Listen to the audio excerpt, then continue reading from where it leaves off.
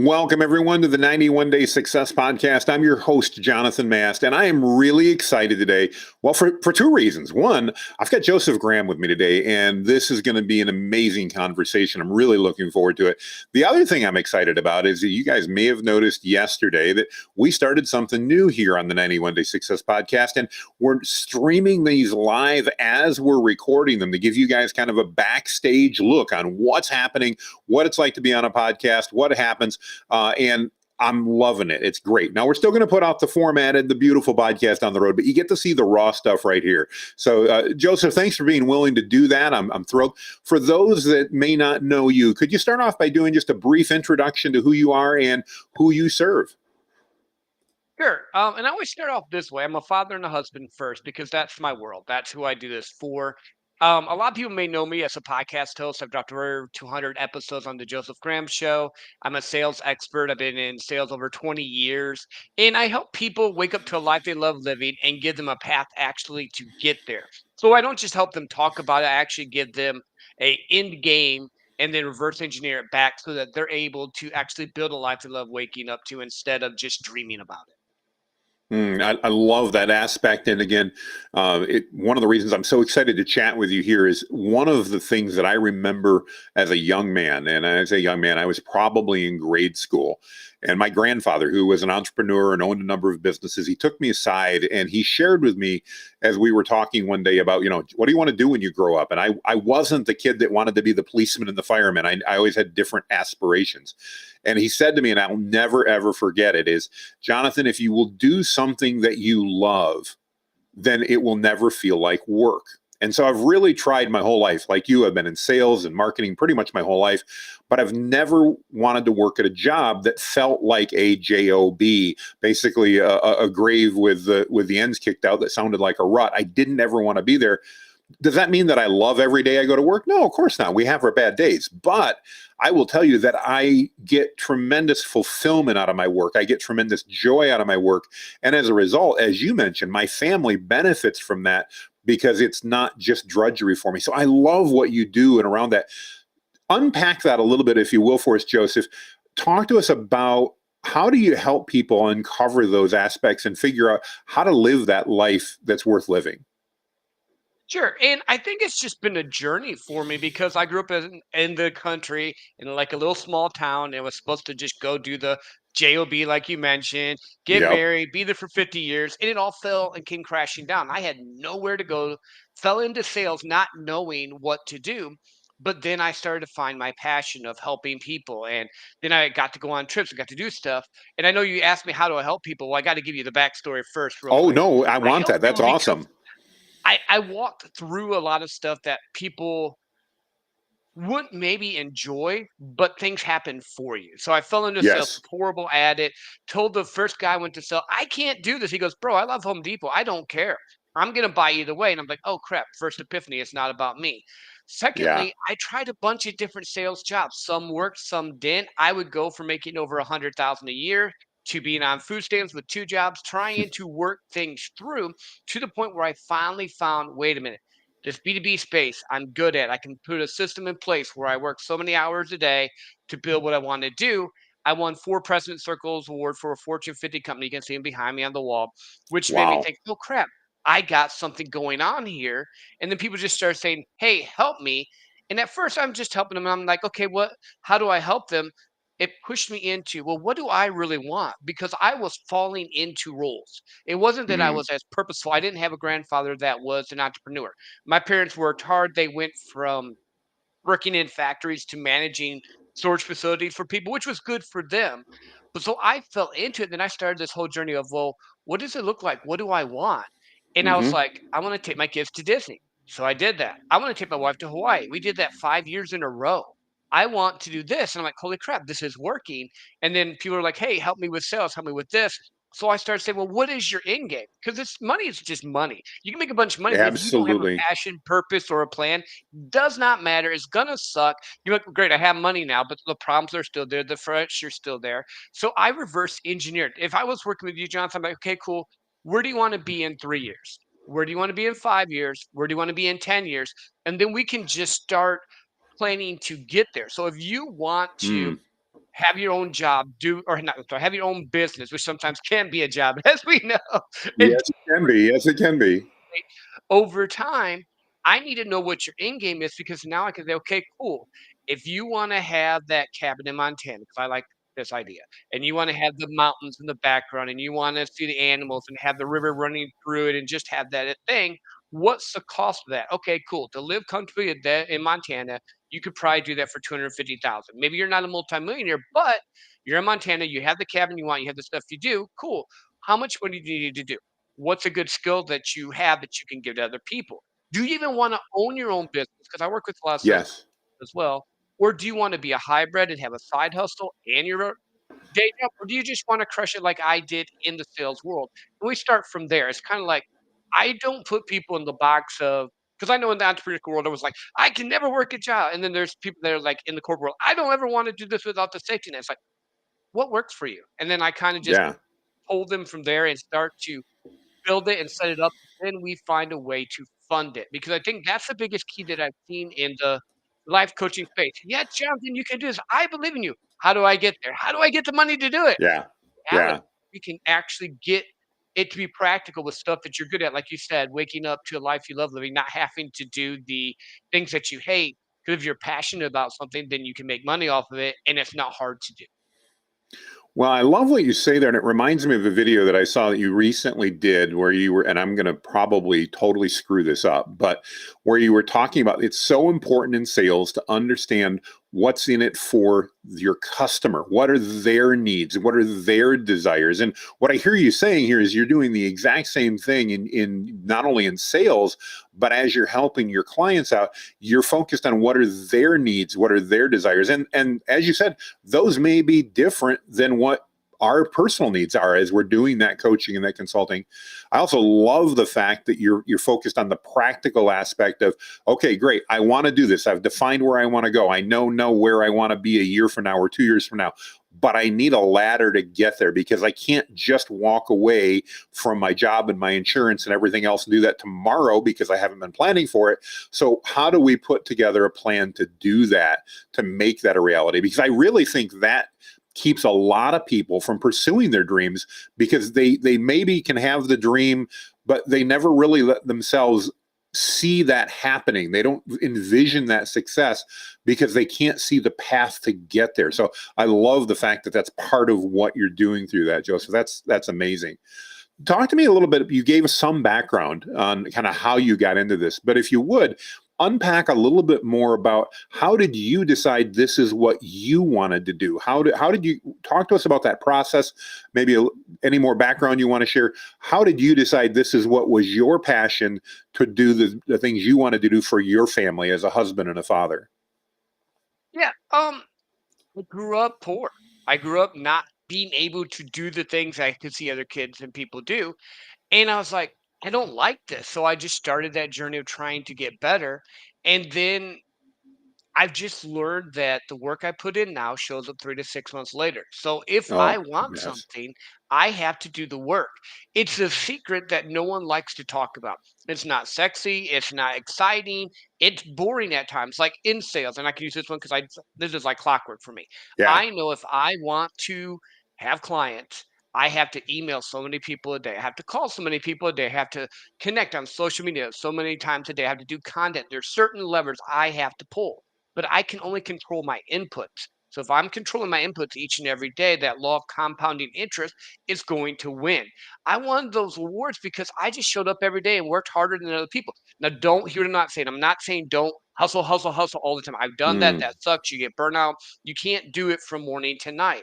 But if you have a set schedule, I know I said another naughty word, there was a schedule, but if you have a set yeah. schedule Yep. and you say, okay, cool, I'm going to do emails from 7 to 9, from 9 to 11, because I know my client's going to be there. I'm going to call them. Or if we go into like the social media world, I'm going to post on all my platforms each day. I'm going to be active in my groups each day. I'm going to respond to people that raise their hands in the DM each day at a set time. Then you don't get to the end of the day going, oh crap, I went down rabbit trails and I didn't do anything. It's always the law of compounding interest. Success is boring. It's doing the right things over and over each day for a known result. And I just got really good at being consistent.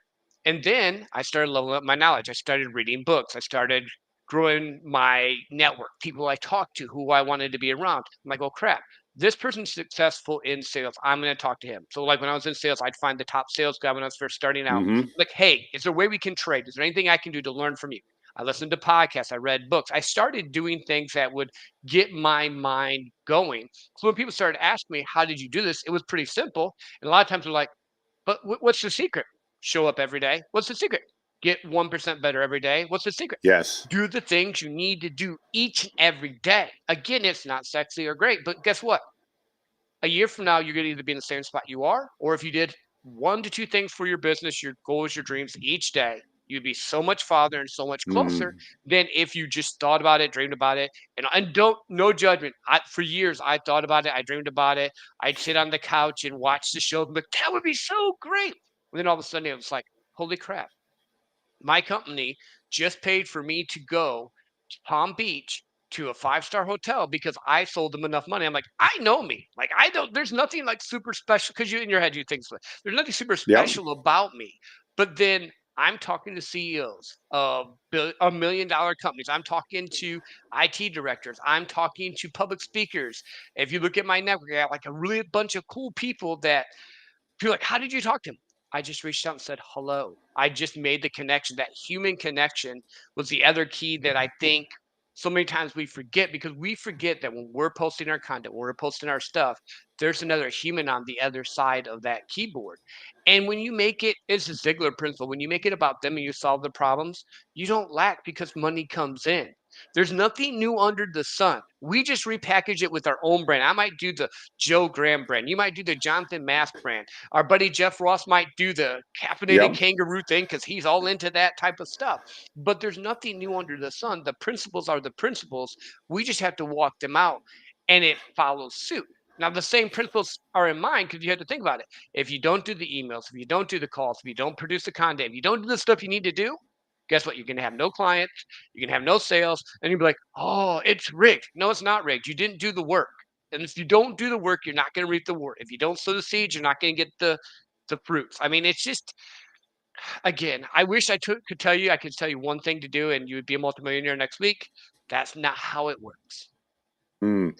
Boy, there's so much that you just unpacked right there. I want to encourage everybody to go back and listen to the last few minutes. Joe, you just talked about things that for my entire career, not only have I tried to do, but I've struggled with, admittedly. That being on schedule, knowing that, yes, if I do this, this is going to happen. To me, two things you said there that just really resonated. One is what I do today impacts what happens down the road. And I have found in my case, for most of the sales jobs I've had, there was about a 90 to 120 day delay. And I know it's a little different depending on industries, but that meant if I want to do well, so we're just coming into August here as we record this. Now, if I go September, October, November, if I want sales in November and December, I have to be doing things this week to drive that because it's going to do that. The other thing, I love the analogy of levers. There are levers you need to pull. I've made the mistake you talked about, which is like, okay, I need to make calls. So instead of making 10 calls every single day, like clockwork, I'll go make 100 and I'll do that for 3 days and then I'll stop.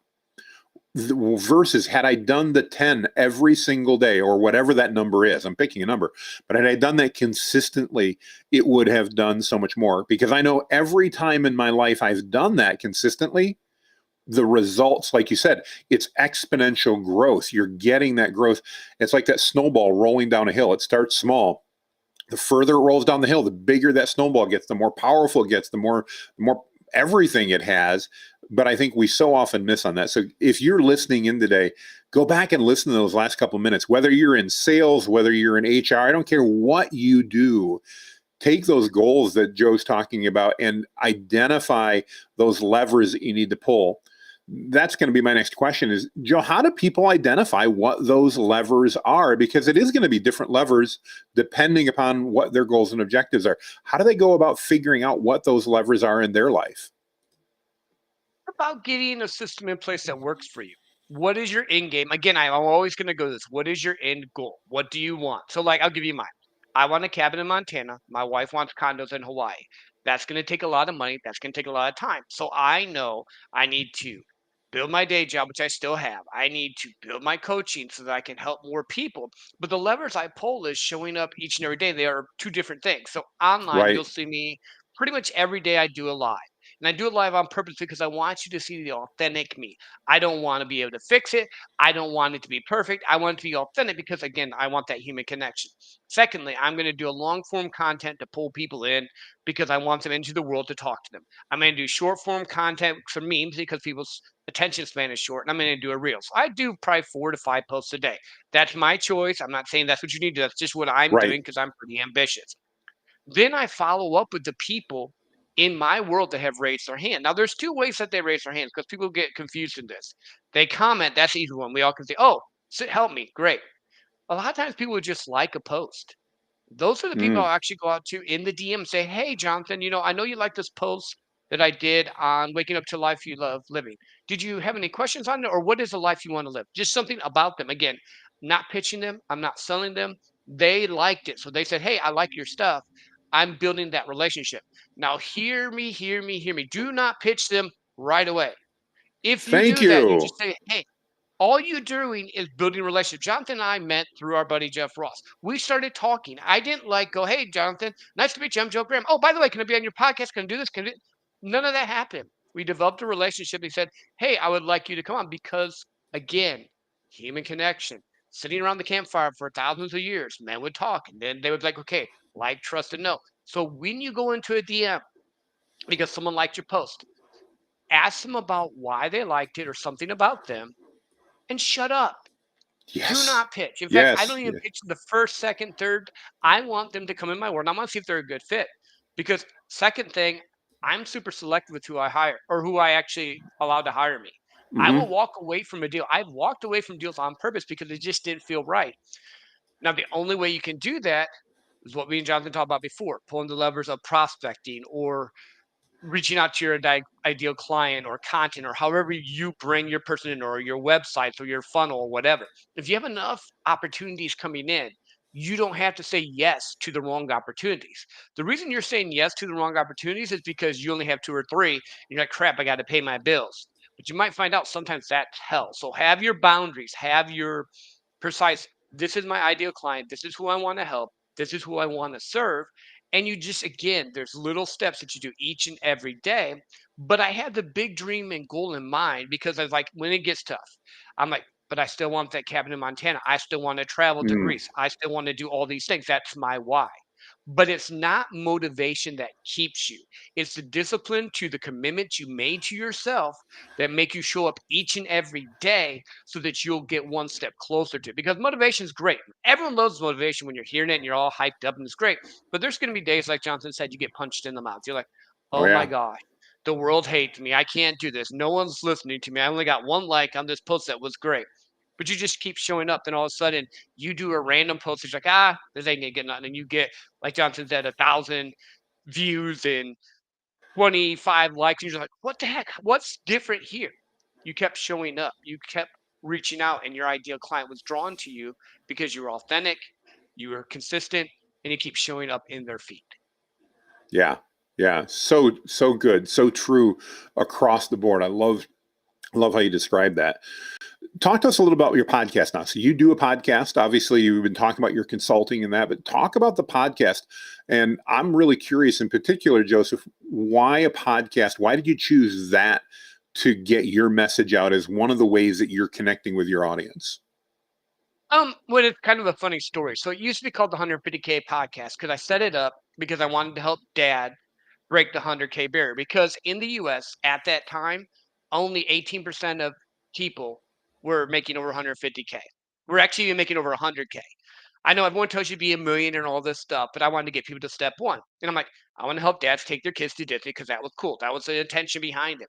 But then as it grew, I started networking with people. I started learning more about health, spirituality, education, like just so many different topics that the 150K was just kind of boxing me in. And my good friend Liz Benny's like, you need to come out from behind the curtain and just shine.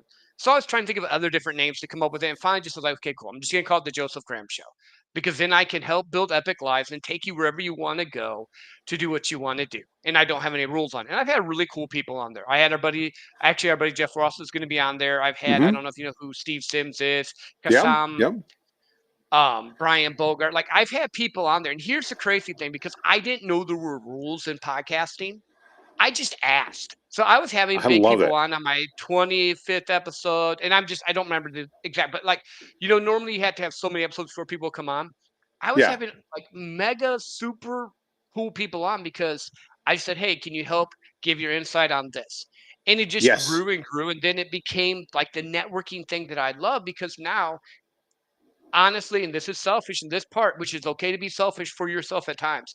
I get to talk to people that would normally charge you 20, 30, 40, $60,000 for their time, literally for an hour of their time. And they come on the show and they give their wisdom because I'm giving them something back, which is my audience. Right. And Yes. it's just grown from there. And I love people. And I always try to do it differently. So when I'm on a podcast with someone, if you're known for marketing, I'm not talking to you about marketing normally. I'll bring it up because that's your thing. But a lot of times I try to pull out something different, or something that maybe goes with it, but just a different thing, because I don't want it to be the same cookie cutter show, same answer, same blah, blah, blah. Because I have an ADHD brain. I want to know, well, why you're a great marketing person, great. Why do you think that is? What is it about the human design, and dig in deep there? Or, oh, you built this business. What drove you to do that? I don't care about always the principles, because a lot of times these big name people, they have their spiel. My goal at Sure. the end of my podcast is to be funny, is to have them say, I've never been asked those questions before. I didn't Mm. ever look at it that way. Thank you for letting me get that out. That I know that's kind of funny, but that's just how my mind works. But then I I think love it. that's kind of the way that it makes the conversation better, and people are like, oh, this is cool. I like this. Well, I really like the way you brought that up. And the comment you mentioned there that I think was cool. I love podcasting. It's one of the reasons I do it. I think it's a great way to get out there. It's a great way to create content that's helpful, that's engaging. But one of the things you mentioned there that I think stops so many people from thinking about podcasting for themselves is, who am I going to get on my podcast if I do an interview? Who am I going to do? I, like you, did the exact same thing. I'll never forget. My first episode was with an author that I never thought I would get on my podcast, but I just asked. And guess what? He never asked how many people watched my podcast. He never asked anything else. He just said, yeah, I'd love to do it. And he was actually my first podcast guest that even today I'd be a little surprised to get, simply because I was at an event. He was there. I asked, and he's like, yeah, absolutely. He gave me his card and we connected. Out of the, you've done more than I have, but I'm pushing, I think, 85 episodes now, 90, right in that area. I have only once had somebody actually ask me to tell them about my audience, how many people I had, how many subscribers I had, and that's it. So I've done 80 plus podcasts without anybody asking, and I've had some major figures on that have never asked. Most people don't care. They just want that opportunity to get more exposure. And especially if you're talking, as I do a lot, to authors and business owners and that type of stuff, it's very easy to get them to participate. Like you said, you just have to ask. And 99% of them say yes. So I love that. That's a great tip. In a general rule, do you recommend podcasting to a lot of the people that you work with as a way to establish their voice in that? Or what types of things do you do? Because obviously a lot of times that, I'm guessing your consulting helps people build that personal brand. That's part of it. Maybe not. I don't know. Again, you and I just recently met, but is that something you encourage, or what does that look like from your perspective, Joseph? It just depends on what they want. Are they comfortable getting in front of the mic? Do they want to build it? I think podcasting is a great way to do it because it gives you content for your day. So, like, when I record a podcast, then I'll pop these into reels, and now I got two pieces of content that I can do going forward. And I find out, is it first going to be something that they can commit to? Because most podcasts make it to 8 to 15 episodes and stop. So Yeah. anyone that I encourage to do a podcast, I'm like, look, this is a long game.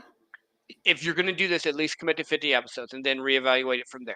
Second, what message are you trying to do? If you just want to talk about you and your stuff, that's not really a good podcast form. Let's do reels, let's do video, let's do short form stuff for you there.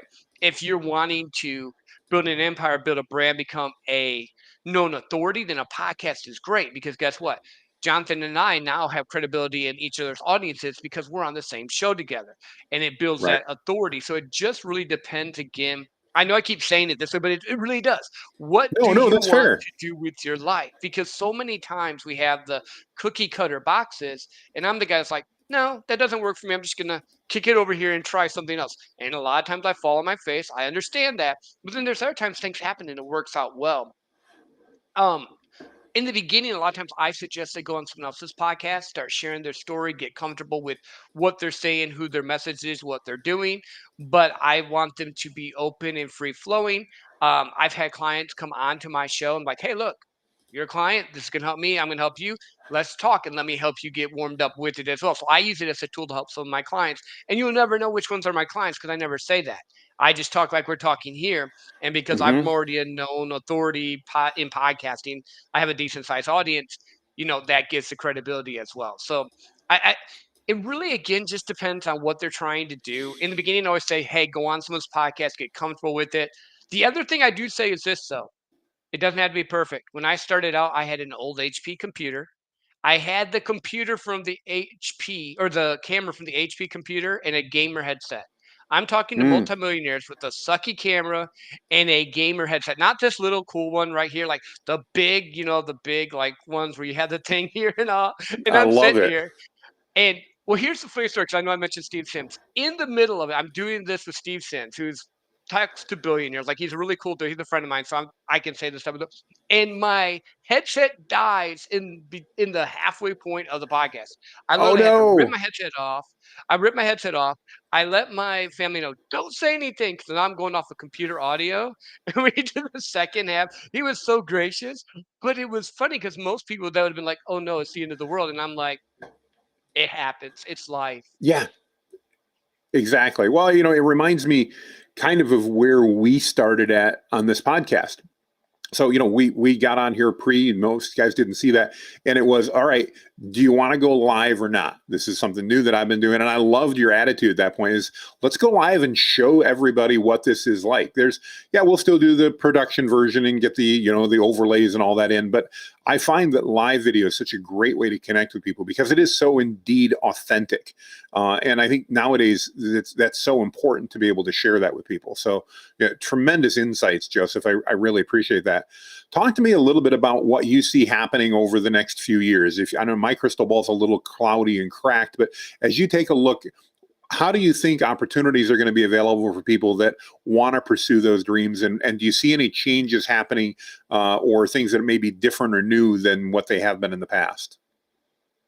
I think it all depends on what they want to do, what effort they're Mm, willing to put in. Now, the landscape changing. AI. We were just on an AI symposium about a month ago, and yeah, with AI, things are getting shrunk. Things can get done faster. Like before, I would have to cut reels up from my podcast, which I really didn't want to do, so I didn't take the time. Now I have an AI video I can do that with. That it just chops it for me. I think you're going to have to be willing to adapt, grow, and learn, like in any industry, but it goes back to what's your why? What are you looking to do? What are you hmm, looking to accomplish? You don't have to have 50 to 80 million followers or 70 to 125,000 followers to build a life you love living. I know people that have Instagrams that have 1,000 to 5,000 and they're making 10, 20, 30K months. What is it that you're wow, wanting to do? Because relationship will always be the the currency of what we need to use. yeah, Relationship is the thing that I think everyone forgets about. They forget about the fact that there's someone there because with AI everything's shrunk. So always remember this. You're trying to reach a person. Maybe you're using AI tools, maybe you're using other stuff. That's great. I'm all for it, not against it. I use it in my everyday life. It helps me save time. If you make your message clear and precise about connecting with them and helping them solve their problems, that key will establish you throughout any change in the any industry. Now, every industry changes. How we do sales, how we do video, how we do marketing, how there's different nuances, new people that come in. 5, 6 years ago with Gary Vee. Right now it's Hermosi. It might be someone else in 5 or 6 years. It doesn't matter. Still, some of the same principles are there. It's just finding your voice, showing up every day, and being the person you need to do, and then adapting to things that can help you. I don't think anything's really changed in a long time. makes The sense. guy that was doing sales in the 90s is still the same principles if you do it right. Put the person first. Help Yeah, people and you win. yeah, absolutely. No, I think you're absolutely right. Again, my crystal ball's been cracked, but I like the way you look at that and the perspective. I I know, I've always accepted and kind of embraced that the future is bright. No matter where we are, no matter what's happening, the future is really up to us. It reminds me of a statement I'm sure we've all heard before, which is life is 10% of what happens to you and 90% of how you deal with that and what you make of it, how you choose to react to that. And I think that's so true as we take a look at bettering ourselves, improving ourselves, and pursuing our dreams, whether it's that cabin in Montana or the condo in Hawaii, or in your case, if you want to keep everybody happy, both. And that's awesome because that's all attainable with those plans, and especially when we go back to some of the basics that you talked about understanding those levers that you need to pull now in order to have that success down the road. I absolutely love that entire process. Joseph, if people want to reach out and they want to understand more about you, we'll put links to the podcast and all that, obviously. But if they want to connect, what's the best way for them to reach out and connect with you? Sure. It's on pretty much every platform. It's Joe Graham, Real. Because I tried to do it on Perfect. Instagram for Joe Graham, and there's a dude that has 8, and I can't get it. So I just I put Joe love it. Graham Real. It's me. But that's my TikTok, that's my YouTube, that's everything but Facebook and LinkedIn. LinkedIn's just my typical Joseph Graham. And then I actually did get Joe Graham for Facebook. They will let more than one person have that name. But There yeah, we that's the go. easiest way. The podcast is on pretty much anywhere you drop podcasts. But yeah, love to help. I do the DM, so I don't have a VA. So if you reach out and you get the Ditto. response, which I do respond, it's me. Feel free to ask me questions, reach out, love to chat. We should chat on that. I'd love to figure out how you manage that because my biggest thing now is I let people know you may not get a response from me immediately, but it will be me when I respond to that. So I love the fact that you're still doing your DMs as well. So one final question that I love to ask, and I always hate to do it that way, but since we're live, I'm going to do it anyway. The name of our podcast is the 91 Day Success Podcast. And so I'm going to ask you, I did not prep you for this, so there's no right or wrong answer. But if you were advising someone, and this really fits in with what you do, I think, and they had 91 days to make an impact, to move towards that goal, to build what they wanted, what would you recommend that person do in general? I know each goal is a little different, but in the first 3 months, what things should someone do if they want to make that change? They want to start that new life, they want to start that new venture, whatever it is. What would you recommend they do in the first 91 days? First, have a clear picture of what you want to be in 91 days. So 91 days, we talked about this before. The work you do now shows up in 91 days. So if I'm first a new coach, my goal would be in 91 days, I want to have 3 new clients. So that's one every 30 days. Now, I know that might not sound like major, but if I'm new at coaching, I want to make sure I have my ideal client. I want to make sure I have my stuff set and they can be my beta group. So if I'm trying to learn this, I might be like, cool. Hey, guess what, Jonathan? I'm doing a beta group. I'm a sales coach. I'm learning this. So I'm going to give you a discounted price on it because we're going to have to tweak it a little bit, but I want to help you get to where you go. You already know I can do sales and I will reiterate what I can do, but I might Sure. do something like that to get people in my world to test and try because I'm looking at this from the first 91 days. Now, if I'm an established business and right now I'm barely hitting payroll, in 91 days, if I want more sales, cool. As a sales professional, I'm going to tell the salespeople to do this. Great. You know what your numbers are. So if you need to sell $5,000 a month, how many people do you need to talk to? Great. So if you need to have 5 presentations a day, you probably are going to need to reach out to 200 people a day. This is sales world. This is a little bit different than online Mm, happy world. I'm going yes, to go deep here on sales. You're going to reach that's out to okay. 200 people a day through emails and calls and be consistent 5 days a week. And then by the second or third week, you'll start to have 4 to 5 presentations, which you'll be able to slow your calls down from 200 to 100 because you're just starting out trying to build this so that the goal is by the time you get to that third month, you're still prospecting because you still want people to come in, but you're probably maybe reaching out to 50 new people a day because you have the people that you are already in your world that you talk to about your product or service that you're running through your presentation. And then once you get that going, you do the big push in the beginning, then you can do the 50 a day, and the 5 presentations. You close two. Oh, great. Guess what? Now you're selling 10,000 a month. You can adjust those numbers if you need to. You do the work heavy in the first month So in the second month, you can tweak it and balance it out so that by the third month, you have a consistent pattern of when I get up in the morning, I have this set, I have it time blocked for each of these levers or tasks I need to do that's going to get me to the goal I want. I absolutely love that. That's fantastic advice, and I think something everybody can follow literally starting today if they want to. Yeah, Joseph, I want to thank you for hopping on here, for connecting as we did, having the opportunity. I'm so looking forward to getting to connect with you further and continue to get to know you and leverage that. Thank you so much for your time today. I really, really appreciate it. We'll also want to thank everybody that's joined in on the live stream, that's watching this on the replay, that's watching our published one that goes out. Thank you for all you guys. We love you guys. We want your feedback too. Let us know what you think of these interviews. I'd also love your feedback on what do you think about going live and then doing the published version. So this live is going to show up on obviously social media. It's out on Joe's YouTube, Joe's Facebook, mine in the same way. But this one doesn't show up on Apple Podcasts. It's the edited one. Would love your feedback on that. Don't forget to subscribe.